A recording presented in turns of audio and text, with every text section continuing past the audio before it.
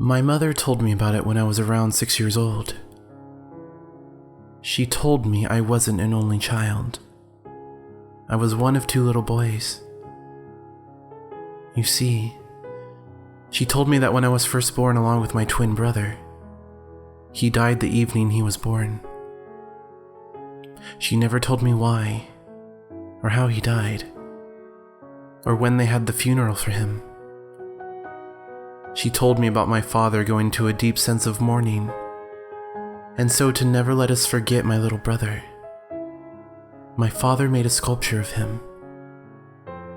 He was painted to every last detail. His cute blue eyes to the little dimples in his cheeks. My father would copy me as a reference, since we were twins. And as I grew up, I thought the sculpture was of me.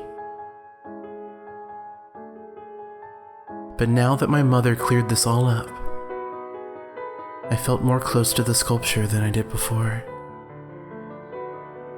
It wasn't long until I noticed that every year, on my birthday, my father would replace the sculpture, and now the sculpture looked the same age as me, as if the sculpture would follow me as I aged.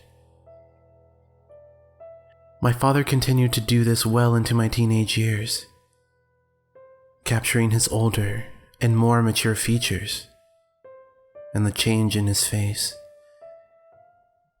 On my 18th birthday, I realized I could not sleep.